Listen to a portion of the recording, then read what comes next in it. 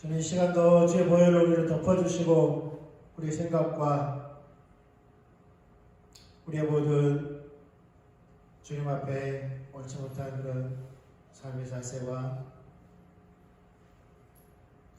주님 앞에 허물과 죄악을 씻어주시고 이 시간 주의 은혜로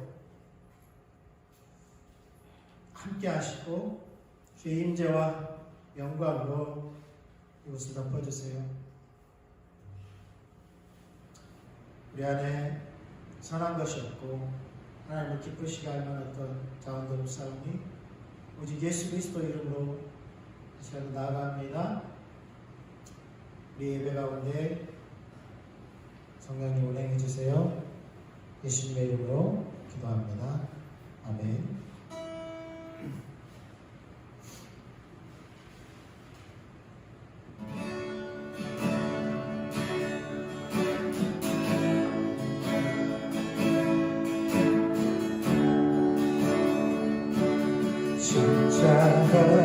십자가 내가 처음 볼 때 나의 맘에 그것도 사라져 오늘 이곳은 내가 예수의 나의 삶 살리라 내 눈을 여셨던 십자가니 날 구원하시는 찬양해요 내게 생명 주신 그곳에 엎드려 십자가 그 앞에 나가리 영원한 소망과 검긴 돌로 골문 열리고 있고 어둡네 주의 은혜 나를 살리는 예수의 나의 삶 살리라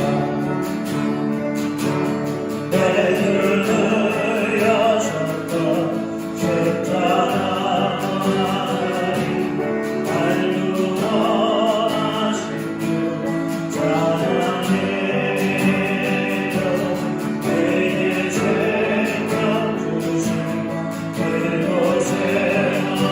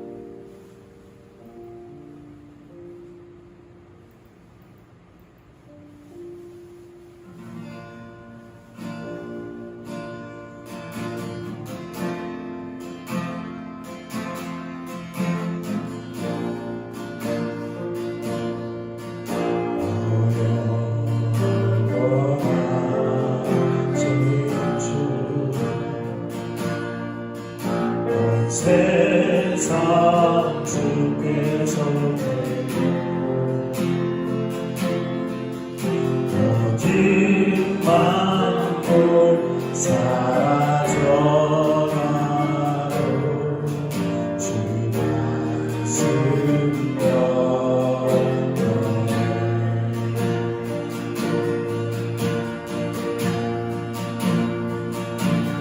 모든 영광 존귀 능력 주만 이소서 온 백성 다 외치네 오 거룩하신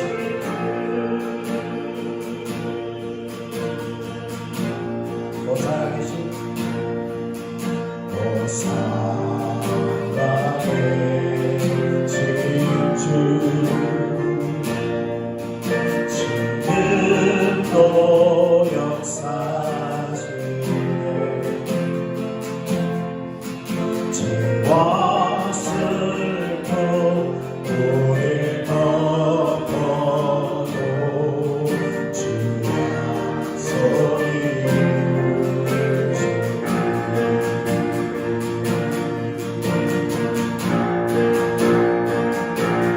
모든 영광 존귀 능력 주만 이소서 온 백성 다 외치네 오 거룩하신 저일과 가득 되신 주 만세와 홀로 계신 주 영원히 다스리시네 찬양할렐루야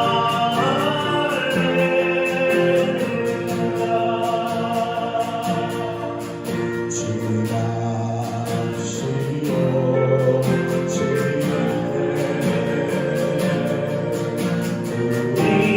우리가 주 앞에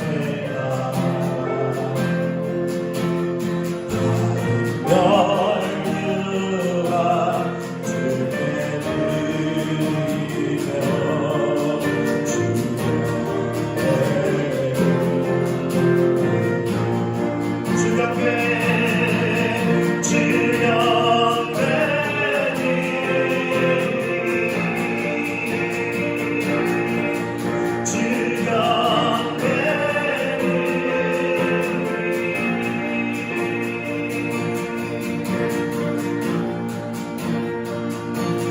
모든 영광 존귀 능력 주만 이소서 온 백성 다 외치네 오 거룩하신 주 저일과 가득 되신 주 만세와 홀로 계신 주 영원히 다스리시네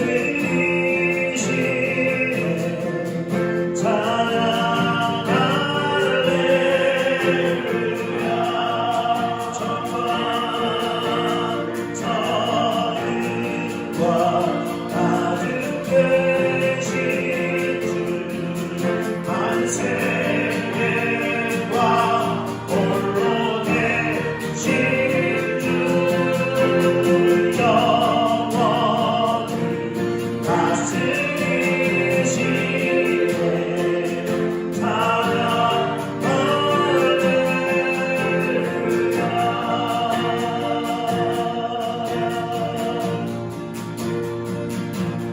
모든 영광 존귀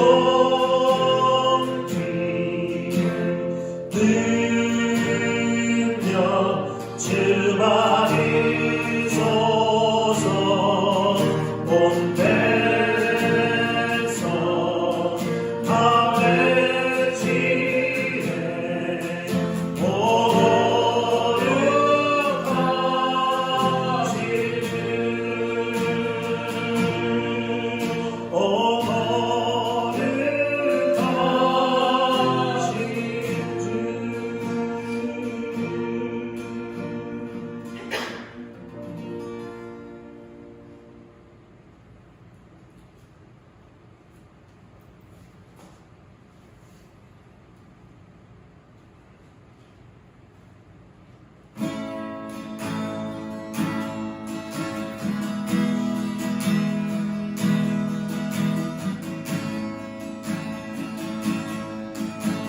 주 주 여호와의 신 나에게 임하셨으니 이는 주 여호와께서 내게 기름을 부으사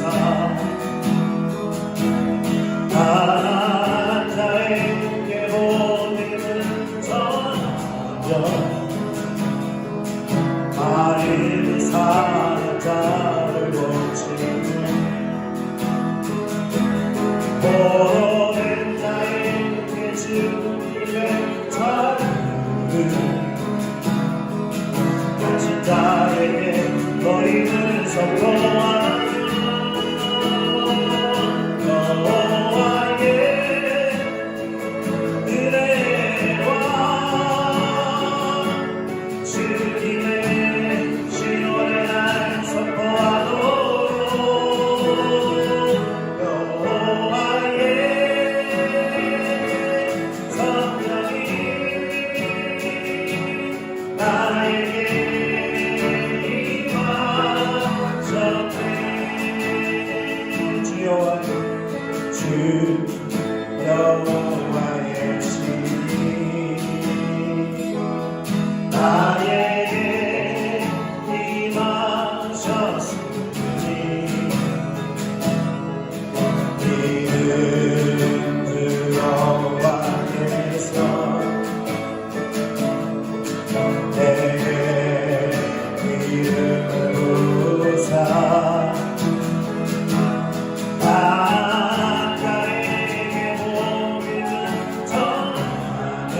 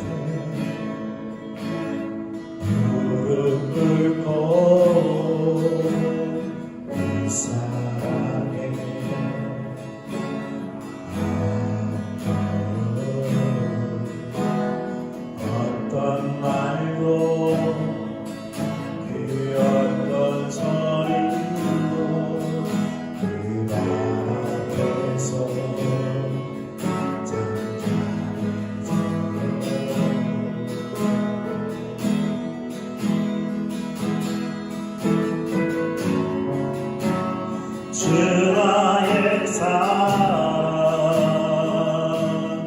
그 발 앞에 앉아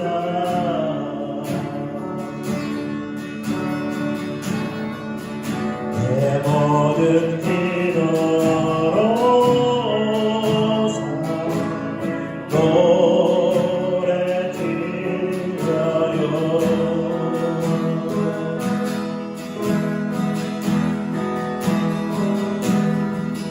주의 옷자락만 지며 주의 뒷발을 씻기며 주님 그 발에 입 맞추며 나의 왕관을 들어요. 주의 옷자락만 지며 주의 뒷발을 씻기며 주님 그 발에 입 맞추며 나의 왕관을 들어요.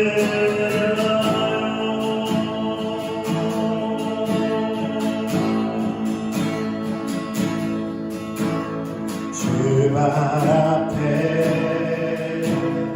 무릎 꿇고 사랑해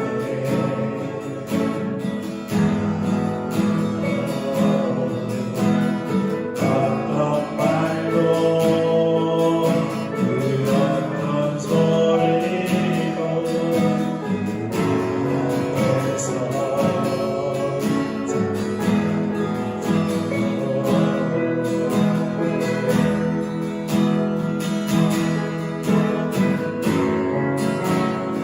주나의 사랑 그 발 앞에 앉아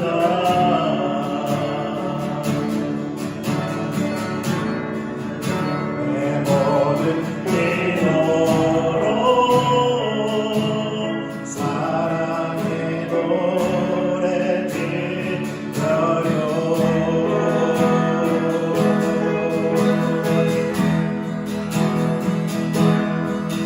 주의 옷자락만 지며 주의 뒷발을 씻기며 주님 그 발에 입 맞추며 나의 왕관을 들어요. 주의 옷자락만 지며 주의 뒷발을 씻기며 주님 그 발에 입 맞추며 나의 왕관을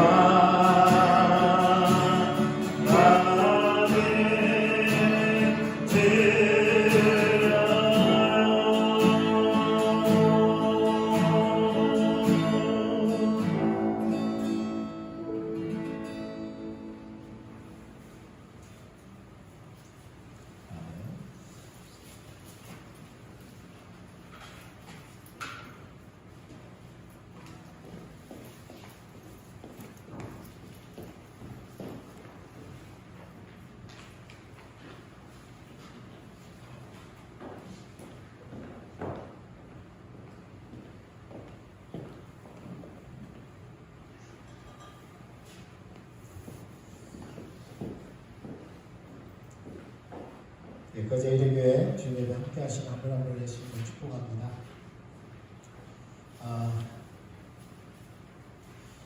돌아온 주일은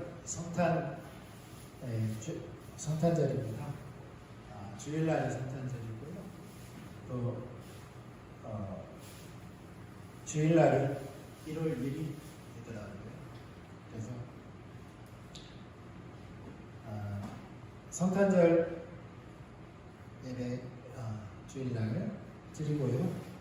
그리고 성부영신 예배 드리고 또 아침에 일찍 나오기가 쉽지 않을 것 같아서 신년 예배경 이렇게 같이 드리는 게 좋을 것 같습니다.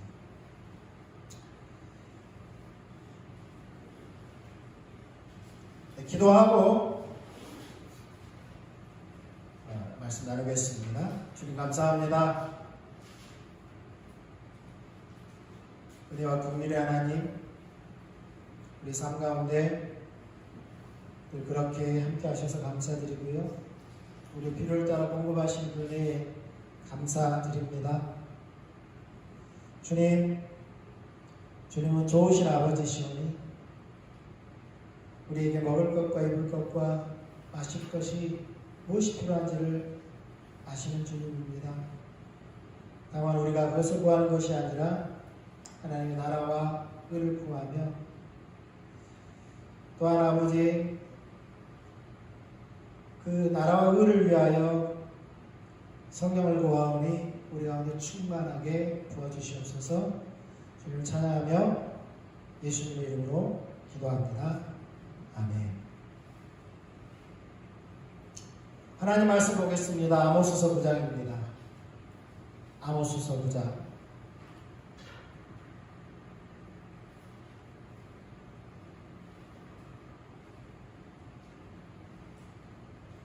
아모스서 9장 11절 12절 같이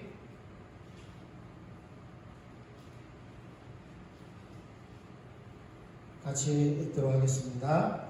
그날에 내가 다윗에 무너진 장막을 일으키고 그것들의 틈을 막으며 그 허물어진 것을 일으켜서 예적과 같이 세우고 그들이 에돔의 남은 자와 내 이름으로 일컫는 만국을 기업으로 얻게 하리라. 이 일을 행하시는 여호와의 말씀이니라. 아멘. 다윗에게 약속하신 다윗의 후손으로 오실 메시아, 그분을 통하여서 다윗의 무너진 장막을 일으켜 세우겠다고 말씀하셨습니다. 그래서 시몬 베드로가 예루살렘 회의에서 이것을 다시 한번 확인하면서 바로 예수 그리스도께서 그 다윗의 무너진 장막을 일으켜 세우시는 분이다. 다시 말해서 예수 그리스도는 분명 다윗의 후손으로 이 땅에 오셨습니다. 그런데 지난번에도 말씀드렸지만 두 제사장 이야기가 되었던, 두 왕의 이야기가 되었던 사람은 하나님의 대안이 될 수 없다는 겁니다. 네. 타락한 이후에 아담의 후손으로 태어난 모든 사람들은 죄 가운데 있으므로 자신조차 구원할 수 없는, 자신조차 회복할 수 없는 그런 상태에 놓여 있었기 때문에 스스로 구원할 자가 없는 것입니다. 당연히 다른 사람을 구원하거나 회복시킬 능력이 없는 거죠. 그래서 하나님은 하나님의 대안으로서 완전한 인간이자 완전한 신으로 바로 예수님을 이 땅에 보내주신 거죠. 그래서 모세에게 말씀하셨던 나와 같은 선지자 바로 예수 그리스도, 또한 사무엘에게 사무엘서 2장에 말씀하셨던 충실한 제사장, 하나님을 위한 충실한 제사장, 네. 그분이 바로 예수 그리스도이시라고 말씀드렸습니다.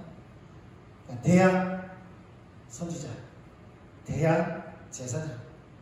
이제 두 왕 이야기를 통해서 사무엘하 17장 다윗에게 약속한 역대하 17장에 같은 내용이죠. 네 몸에서 날 네 씨가 그의 나라를 경복케 하라. 다윗의 나라가 아니고요, 그의 나라. 또한 영원히 그에게 왕위를 주어서 빼앗지 않아요. 바로 영원한 왕, 하나님의 대안으로서 왕이 오시는데 그 왕이 바로 예수 그리스도임을 말씀드렸습니다. 그래서 누가복음 1장 31절에 35절은 예수가 하나님의 아들로서 이 땅에 오셨음을 말씀하고 있습니다. 그래서 한번 읽겠습니다. 누가복음 1장 31절에 35절입니다. 같이 읽습니다. 보라, 내가 잉태하여 아들을 낳으니 그 이름을 예수라 하라. 그가 큰 자가 되고 지극히 높으신 이의 아들이라 일컬어질 것이요. 네. 여기 보면 지극히 높으신 이의 아들이라 일컬어질 것이요. 예수님은 하나님의 아들로 오셨다는 겁니다. 계속 읽겠습니다. 주 하나님께서 그 조상 다윗의 왕위를 그에게 주시기, 다윗에게 약속하셨던 그 언약을 기억하세요. 사무엘하 7장 그리고 역대상 17장. 계속해서 영원히 야곱의 집을 왕으로 다스릴 것이며 그 나라가 무궁하리라. 마리아가 천사에게 말하되 나는 남자를 알지 못하니 어찌 이 일이 있으리까. 천사가 대답하여 이르되 성령이 내게 임하시고 지극히 높으신 이의 능력이 너를 덮으시리니 이름으로 나실 바 거룩한 이는 하나님의 아들이라 일컬어지리라. 그러니까 예수님은 하나님의 아들입니다. 하나님의 아들. 그래서 마태복음 17장 5절에도 그리 높은 산에 올라갔을 때에 모세와 엘리야가 예수님과 함께 대화하는 장면을 보죠. 그때 베드로가 우리가 여기서 있는 것이 좋으니 초막셋을 짓고 장막셋을 짓고 여기서 함께 살았으면 좋겠습니다. 그랬더니 하늘에서 소리가 나서 말씀하신 거예요. 17장 5절 말할 때에 호련히 빛난 구름이 그들을 덮으며 구름 속에서 소리가 나서 이르시되 이는 내 사랑하는 아들이요 내 기뻐하는 자니 너희는 그의 말을 들으라 하시니라. 네. 하나님 천사 가브리엘도 예수님이 누구의 아들로 태어난 것이라고 말씀했어요? 하나님의 아들이라고 말했고 하나님 아버지께서 직접 음성을 들려주시면서 예수님을 가르쳐서 이는 나의 사랑하는 아들이니까 그리고 내가 기뻐하는 자이니까 내 뜻을 아는 자이란 말이에요. 그러니까 그가 말하는 것이 곧 나의 뜻이니까 그의 말을 들으라는 거예요. 네. 그래서 예수님이 내려가자. 내려간 거죠. 시편 2편 7절에는 이렇게 말씀하고 있죠. 같이 읽습니다. 내가 여호와의 명령을 전하노라. 여호와께서 내게 이르시되 너는 내 아들이라. 오늘 내가 너를 낳았도다. 구약은 2중 3중 예언이 항상 모든 성경은 현재 시점에서 봐야 합니다. 오늘 우리 시점이 아니라 그 당시의 현재 시점에서 먼저 봐야 합니다. 그러니까 다윗이 기록했다면 다윗에게 적용되는 그 상황 가운데서 먼저 봐야 되고요. 거기에서 멈추면 안 됩니다. 가까운 미래에 성취될 예언이 거기에 포함될 수 있습니다. 또 한 가지는 뭐냐면 먼 미래에 성취되어져. 메시아를 통해서 성취돼요. 그러니까 너희가 성경에서 영생을 얻는 줄 알고 묵상하거니와 성경은 누구에 대해서 말하는 거라고요? 예수님에 대해서, 메시아에 대해서 말하는 거예요. 그러니까 현재 오늘날의 상황에 적용하고, 그 다음에 가까운 미래에 적용하고, 멀리는 메시아를 통해서 이루어질 예언에 우리가 예언에 맞춰서 해석을 해야 됩니다. 그래서 시편 2편은 가인에게 주시는 말씀인 게 분명하지만 또 한 가지는 뭐냐면 예수님, 다윗의 후손으로 오신 예수님에 대해서, 메시아에 대해서 말하는 거예요. 그래서 너는 내 아들이라 오늘날 내가 너를 낳았다 라고 할 때에 우리는 누구누구를 낳았다라고 할 때에 생물학적으로 태어난 것만을 낳았다라고 표현하죠, 우리는 보통. 그런데 보세요. 성경에는 낳았다라고 표현하는 부분이 있어요. 바울이 디모데를 뭐라고 그래요? 아들이라고 해요.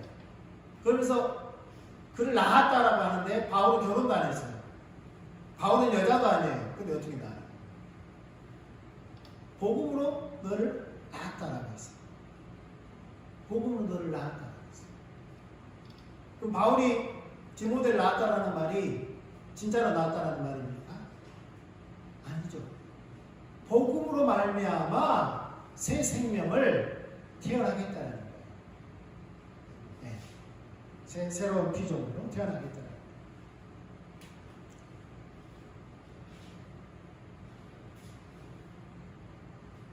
엄격하게 말하면 바울이 낳은 게 아니죠. 신학적으로 말하면 성령의 중생케 하시는 역사라고 해서 성령의 거듭나게 하는 역사라고 해서 누가 낳는 거예요? 하나님이 낳는 거예요. 우리는 하나님이 낳은 자들이에요. 왜요? 뭘 통하여서? 성령을 통하여서 우리가 복음으로 말미암아 옛사람을 죽고 이제 새롭게 그리스도 안에서 태어난 자들이죠. 그리스도 안에서. 근데 바울은 내가 낳았다라고 했어요. 그럼 성경에 또 낳았다라는 말이 나오는데 바로 여기에 나옵니다. 시편 2편 7편. 하나님께서 직접 말씀하신 거죠. 오늘날 내가 너를 낳았다. 이 말은 뭐냐면 보냈다는 말입니다. 보냈다. 네.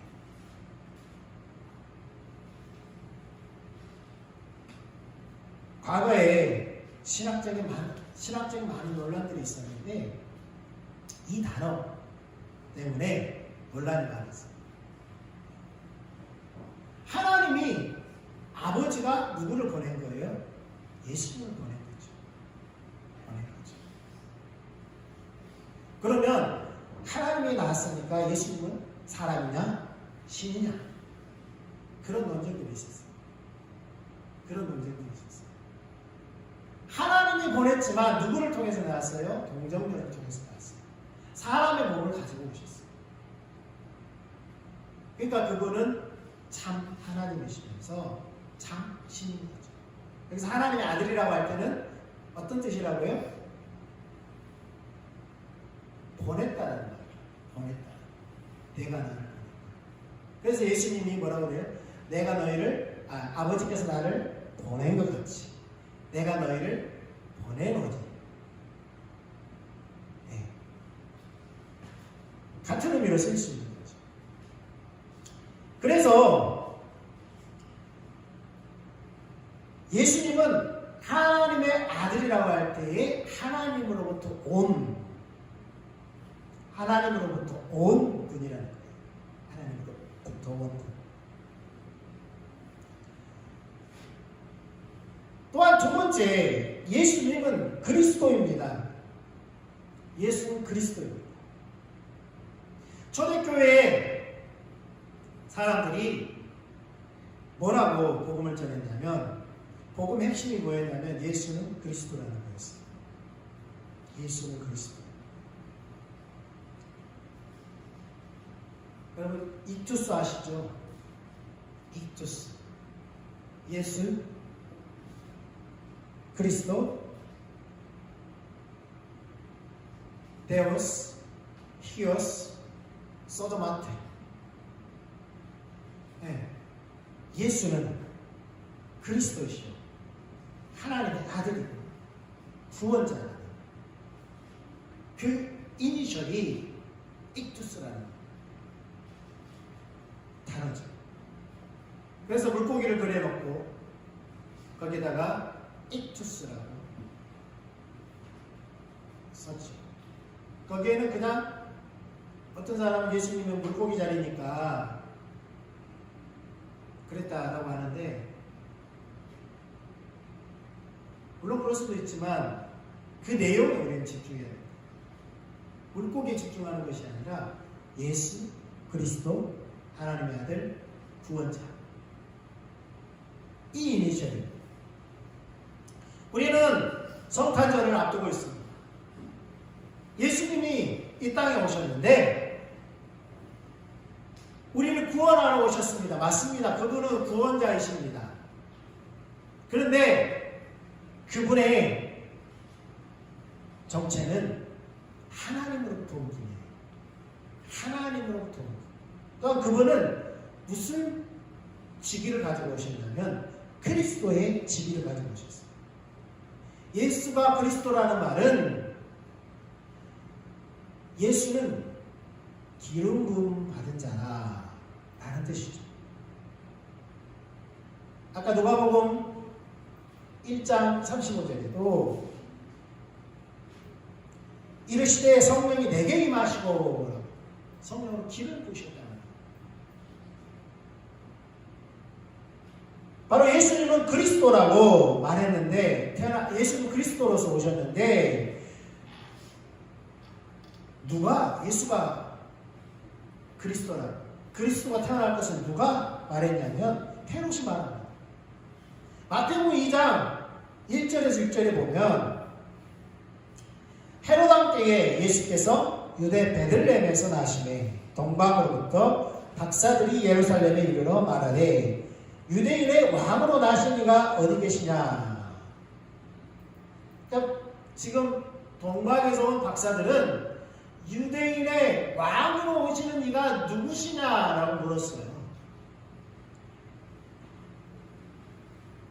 어디 계시냐라고 물었어요. 우리가 동방에서 그의 별을 보고 그에게 경배하러 옵니다. 헤롯 왕과 온 예루살렘이 듣고 소동한지라. 헤롯 왕과 온 예루살렘이 듣고 소동했다는 거예요. 낯선 이들이 왔는데, 그리고 보통 사람들은 아니었어요. 어느 정도 지위를 가지고 있는 자들이죠. 그들은. 그때 당시 여행을 할 수 있고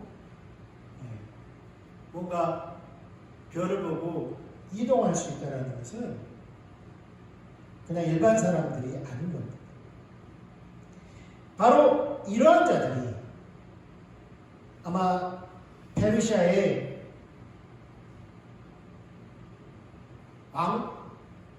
왕립 무슨 천문관 뭐 이런 데서 일하는 사람일 가능성이 높죠. 그들은 유대인이 왕이 태어났다라고 말을 하는데 정작 헤롯과 예루살렘 사람들은 전혀 모르고 있었다. 전혀 모르고 있었어요. 태어났는지 안 태어났는지. 그래서 헤롯 왕이 모든 대제사장과 백성의 서기관들을 모아 그리스도가 어디서 나겠느냐 물어요. 그리스도가 어디서 나냐고 물어요. 어디서 날 거냐. 그러니까 그리스도가 태어날 예언에 대해서는 알고 있었죠. 그런데 그리스도가 태어난 것은 몰랐더라고요.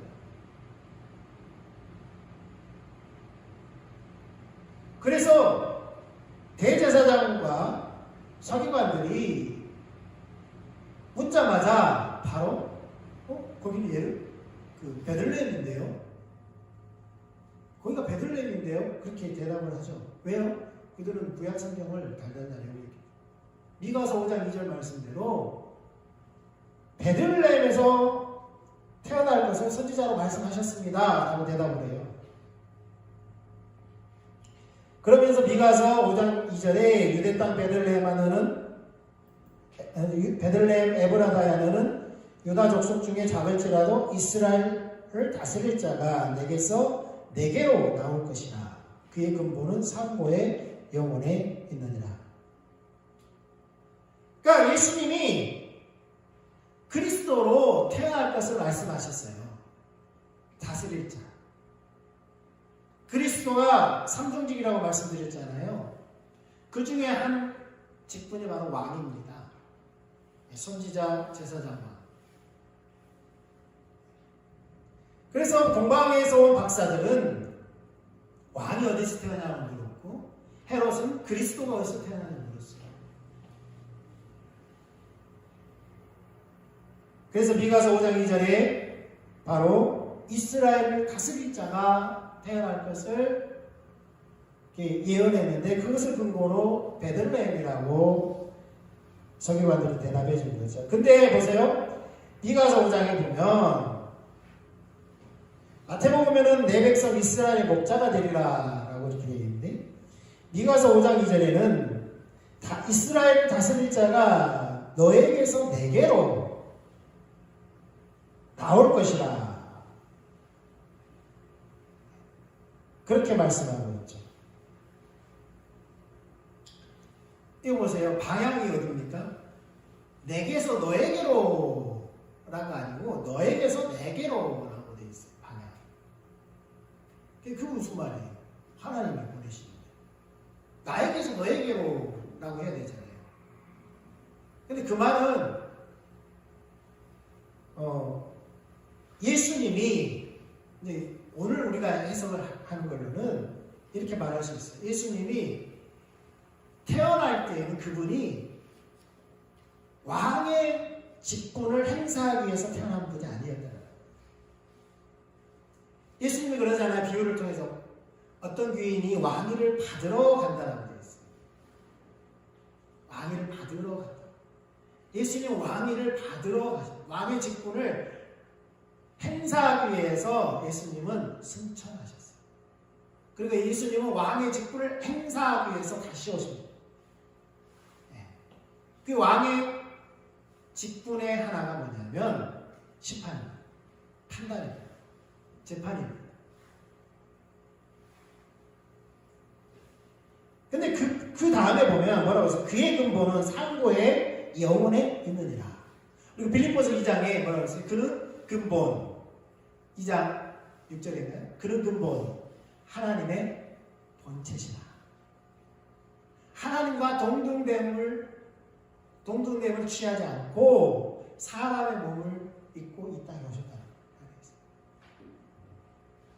그러니까 예수님은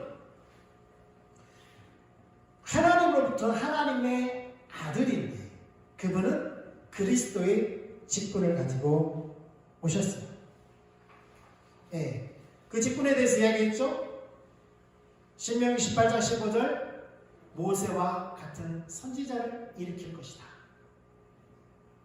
그리고 사무엘상 2장 35절 내가 나를 위하여 충실한 제사장을 일으키리니. 그리고 역대하 17장 11절 12절에 내가 내 뒤에 내시고 내 아들 중 하나를 세우고 그 나라를 견고하게 하리라. 그의 나라를 견고하게. 누구의 나라예요? 하나님의 아들의 나라. 그래서 골로새서 1장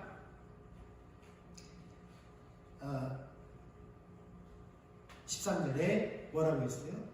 우리를 흑암의 권세에서 건져내서 그의 사랑의 아들의 나라로 옮기셨다. 그러니까 우리를 흑암에서 건져내서 어디로 옮겼다고요? 그의 사랑의 아들의 나라로. 예수님의 나라. 이게 다윗의 나라가 아니에요. 하나님께서 예수님을 왕으로 세우셨는데 그분은 다윗의 나라를 세운 것이 아니라 그의 나라를 세운 거예요. 그의 나라.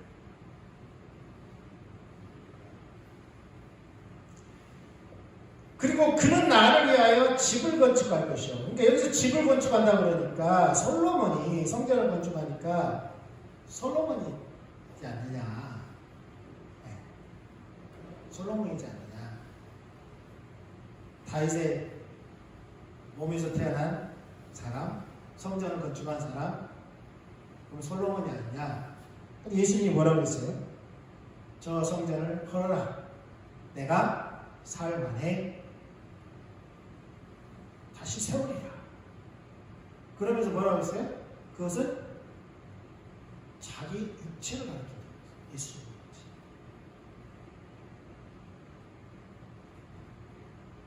그래서 예수님 안에서 우리가 태어나서 무너진 다윗의 장막. 이것은 뭐예요?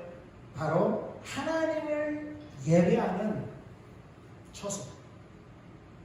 하나님을 예배하는 공동체를 말하는 거예요. 무너진 다윗의 장막이라는 것은 다윗이 세워놓은 껍데기 천막을 말하는 것이 아니라 그 천막은 없어졌어요. 사라졌습니다. 그 천막을 다시 세운다 그 말이 아니에요. 다윗이 그 장막에서 하나님의 인도를 따라 하였던 그 예배, 그 예배 공동체를 세우겠다는 거예요. 그래서 그는 나를 위하여 집을 건축한다라는 말은 바로 예수님 안에서 새롭게 성전된 성령이 거하시는 성전, 우리를 그렇죠? 너희가 하나님의 성령이 거하시는 성전인 줄 알립니다. 어떻게 해서 가능한 거예요? 예수님과 함께 연결되어져서 우리가 성전이 되어요. 에베소서. 예수님은 모퉁이 돌이 되고 예수님은 코너스톤이 되어서 코너스톤이라는 건 뭐예요? 다음 건물을 연결해주는. 그럼 다음 건물은 뭐예요? 우리 각자. 그래서 성전된 자신의 몸뿐만 아니라 성전으로 지어져갈 우리를 포함해서 구원받을 모든 주의 백성들, 그 집을 건축한다는 거예요. 그 집. 그 집을 건축한다. 나는 그의 왕위를 영원히 경고하게 하리라. 다윗이 예수, 하나님의 마음에 합한 자였잖아요. 근데 하나님의 관점에서 사람 왕으로서는 그만한 사람이 없었어요. 그만한 사람이 없었어요. 그렇다고 해서 그의 죄가 덮어지는 게 아니에요. 그의 잘못이 덮어지는 게 아닙니다. 그는 완전한 자가 아니었어요. 그런데 예수님은 뭐예요? 다윗이 하나님의 마음에 합한 자라고 했는데 예수님은 뭐예요? 이는 내 사랑하는 아들이요. 나의 기뻐하는 자. 다윗이 그런 말 했나요? 아니죠. 예수님 그분만이 하나님의 마음에 흡족한, 하나님이 기쁘시게 하는 왕의 역할을 감당하실 것을 말씀하고 있는 거죠. 그래서 그것에 하나님께서 그런 왕에게 그 왕위를 경고케 하는 그 근거로서 그가 나를 위하여 집을 건축할 것이요 라고 했다는 그 예언이 바로 예수님이 성전되어지고 또한 예수님과 함께 성전되어질 우리를 통하여서 받으실 그 예배, 성전에서 드려지는 다윗의 장막에서 드려지는 가장 핵심인 거예요. 하나님 예배, 찬양. 그 예배는 얼마나 중요하냐면 우리가 주님 앞에 가서 영원토록 할 유일한 것이 바로 그 예배라는 거예요. 그 초석을 누가 놓으셨다고요? 예수 그리스도. 그분이 왕으로 오셔서 놓으셨는데 그 왕위를 경고하기 위해서 우리가 다음 주에 살펴보겠지만 고난받는 하나님의 종으로서 그 초석을 놓으셨어요. 왕으로 군림하지 않고 왕으로 다스리지 않고 그 왕위를 행사하기 위해서 몰라요? 나라를 세워야 되는데 그 나라를 세우는 하나님의 그 집을 세우는 기초로서 코너스톤이 되기 위해서 뭐가 되셨다고요? 고난받는 종으로서 십자가를 쓰십니다. 그것이 먼저 선행되어지지 않으면 왕으로서 통치할 수 없고 누릴 수 없는 거예요. 그래서 예수님은 왕위를 마지막에 행사하십니다. 예수님은 하나님의 아들, 하나님으로 온 분이고 예수님은 그리스도로서 오신 분이에요. 또한 세 번째는 예수님은 우리의 왕, 우리의 진정한 왕이신 예수님은 겸손의 왕, 온유와 겸손의 왕으로 오셨습니다. 온유와 겸손의 왕. 네. 바로 여기에 아까도 말씀드렸지만 예수님은 하나님과 근본이세요. 동등하세요.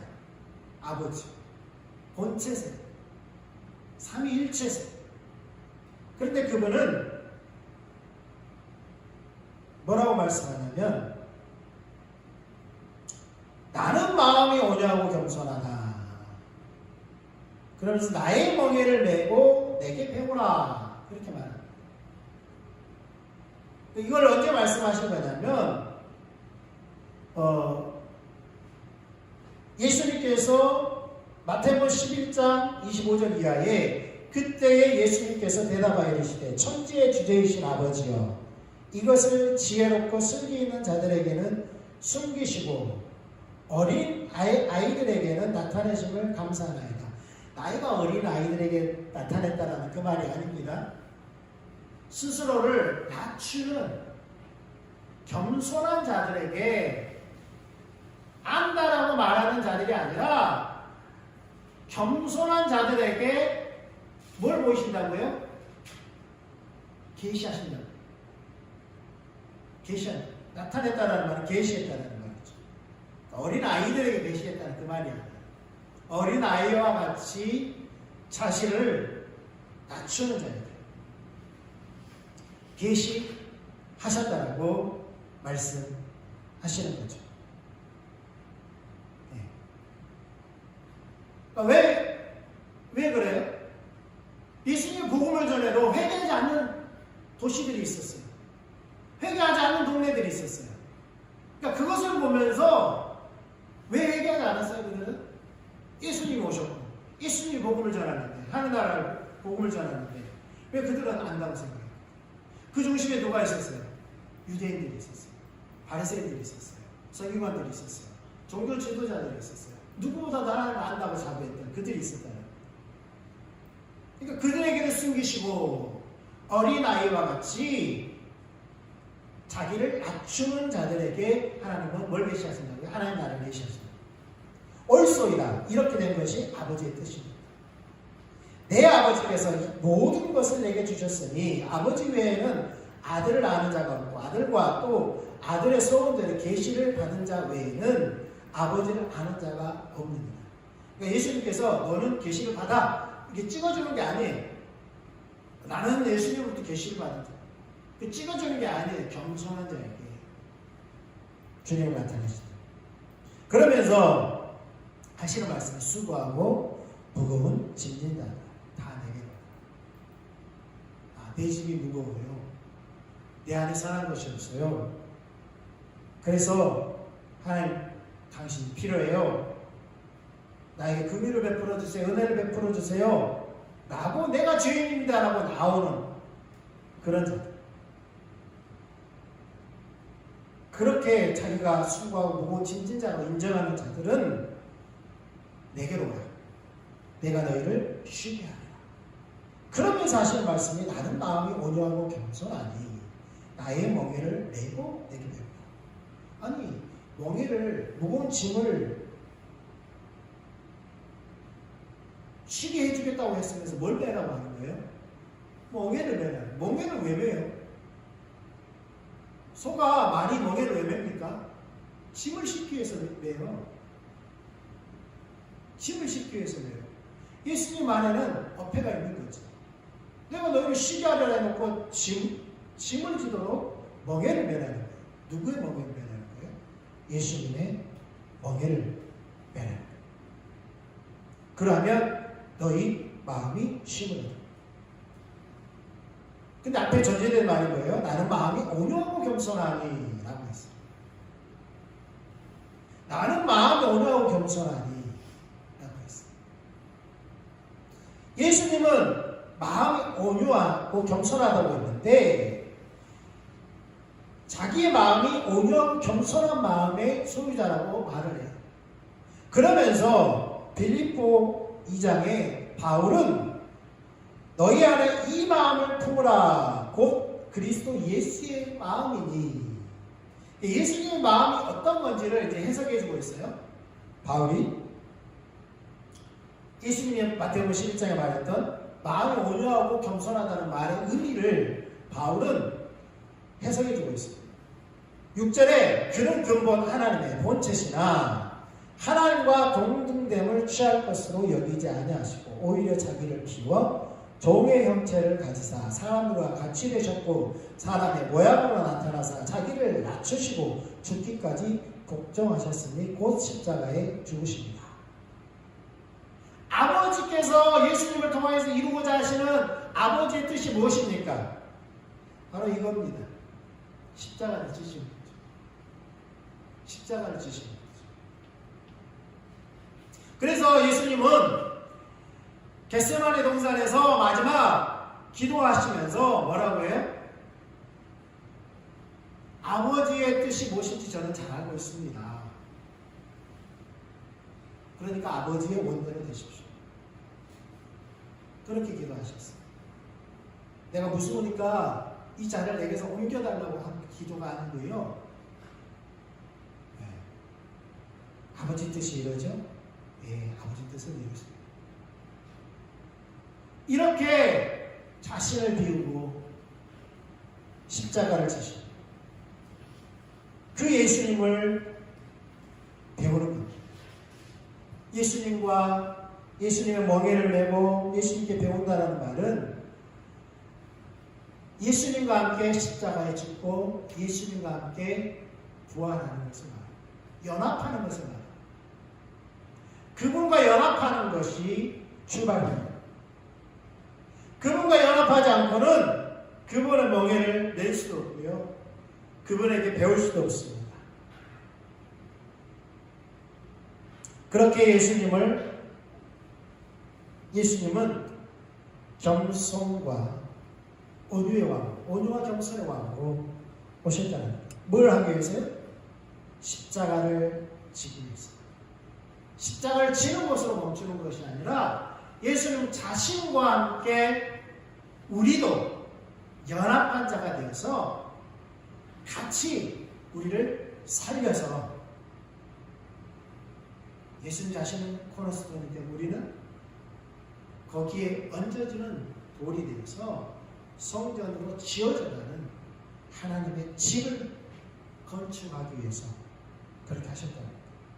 그러니까 십자가는 그런 의미에서 가장 기초한 십자가의 복음은 가장 기초가 되는 의시하는 것입니다. 십자가 복음 위에 뭐가 세워져야 돼요? 우리의 삶이 세워져요. 그 중에 하나가 핵심이 예배이죠. 그 중에 핵심.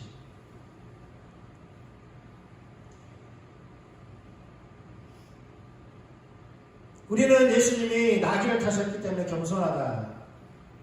그것도 하나의 예수님의 겸손의 상징이기도 합니다.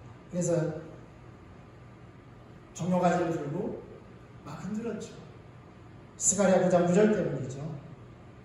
네. 시온에 따라 크게 기뻐할지어다. 예루살렘에 따라 즐거이 부를지어다. 보라, 내 왕이 내게 임하시나니 그는 공의로우시며 구원을 베푸시며 겸손하여서 나귀를 타시나니 나귀의 작은 것 곧 나귀 새끼니라.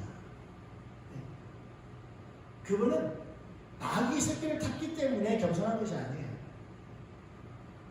나귀 새끼를 탔기 때문에 겸손한 것이 아니에요. 그분은 겸손하여서 나귀 구약의 예언을 이루기 위해서 나귀 새끼를 탄 거예요. 그리고 그분은 그 나귀 새끼를 타고 죽을 것을 뻔히 알면서 예루살렘에 들어가십니다. 그의 겸손이 거기에 있는 거죠. 거기에 있는 거예요. 예수님은 만원을 하고 계신데 100만을 타셔야 되는데 나귀를 타고 그게 아니에요. 그분은 사람으로 오시는 것 자체가 겸손이에요. 사람으로 오셔서 온유라는 것은 순종의 다른 말이에요. 온유한 자는 복이 있나니 뭘 받는다고요? 땅을 기업으로 받는. 그 말은 뭐예요? 순종하는 자가 받을 기업에 대해서 말하는 거예요. 온유한 자는 마음이 부드러운 것을 사람들에게 저 사람은 부드러운 사람이야. 그게 온유가 아니에요. 하나님 앞에서 말씀 앞에 온유한 거예요. 말씀 앞에 부드러운 거예요. 말씀 앞에 순종하려는 자세예요. 예수님은 온유하고 겸손하다는 말은 하나님의 뜻을 이루기 위해서 그는 무엇을 지고 가요? 십자가를 지고 가요. 그래서 빌립보서 2장 6절에 그는 근본 하나님의 본체신 하나님과 동등됨을 취할 것으로 여기지 아니하시고 오히려 자기를 비워 종의 형체를 가지사 사람들과 같이 되셨고, 이게 겸손이에요. 사람의 모양으로 나서 자기를 낮추시고 죽기까지 복종하시고, 이게 온유입니다. 하나님의 뜻을 이루고 있어요. 그래서 예수님의 마음은 온유와 겸손인데 바로 이 마음이 누구에게 부어지기를 원하신다고요? 우리에게 부어지고, 주님과 연합할 때 이 마음이 부어지고 이 삶을 우리가 살아갈 수 있게 되기를 예수님에게 축복합니다. 다음 주에는 예수님이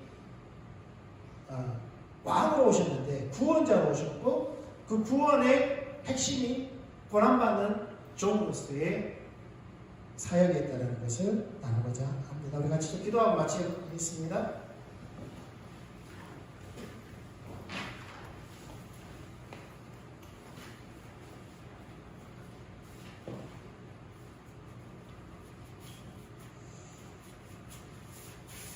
우리는 예수님이 이 땅에 오신 것을 축하하기 위해서 성탄절 예배를 드릴 것입니다.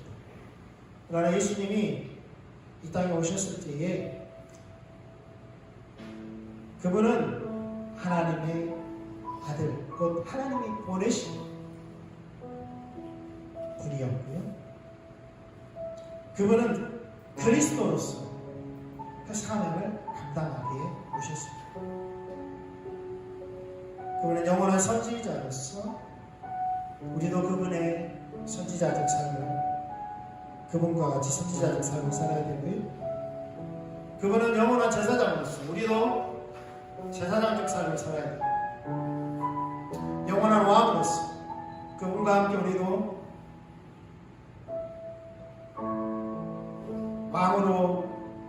왕노릇할 것을 기대하고, 또한 예수님 그 왕의 그 왕국을 건설하기 위해서 놓았던 그 초석을 우리가 기억하고 십자가에 연합합니다.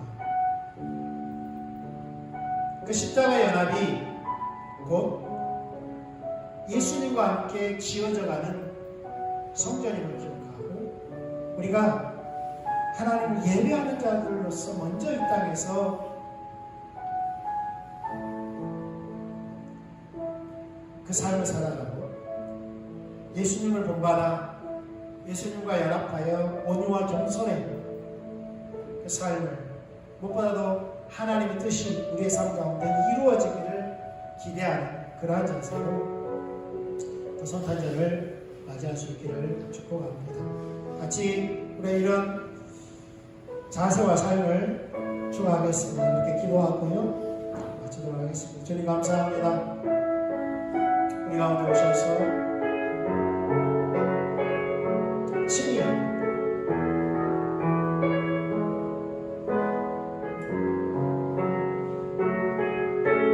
우리의 구원이 되어주시고 우리의 지혜가 되시고 우리의 거룩이 되시고 우리의 의가 되시고 주님을 찬양합니다. 예수님은 우리로 하나님의 자녀가 되기 위해서